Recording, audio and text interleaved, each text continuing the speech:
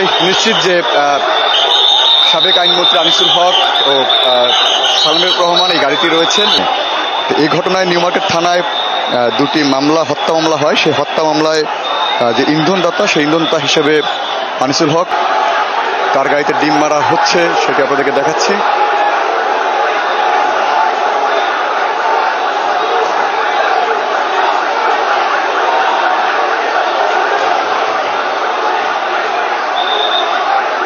এখনো পরিষ্কার না, নিশ্চিত না যে আইনজীবী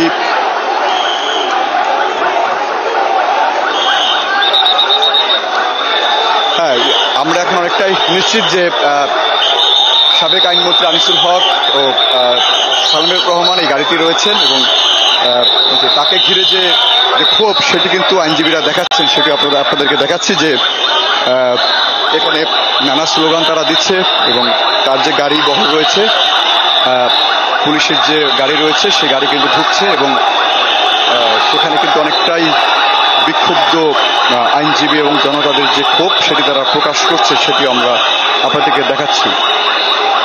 তারা গাড়ির ভেতরে রয়েছে। আমরা যদি আপনাদেরকে দেখাই যে গাড়ির ভেতরে কিন্তু অবশ্য দেখা যাচ্ছে না যে ভেতরে কি অবস্থা। ঠিক 6টা 23 কিন্তু সাবেক আইনমন্ত্রী ও সালমান রহমান দুজনকেই কিন্তু আনা হয়েছে কোর্ট প্রাঙ্গণে। কিছুক্ষণ পর তাদেরকে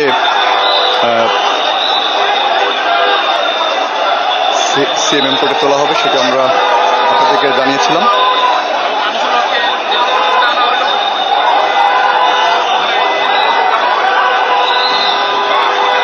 ঘটনাটির সূত্রপাত কিন্তু 16 জুলাই ঢাকা কলেজের সামনে যে সংঘর্ষ, সে সংঘর্ষে দুজন নিহত হন, একজন ছাত্র এবং একজন হকার ছিলেন সেখানে।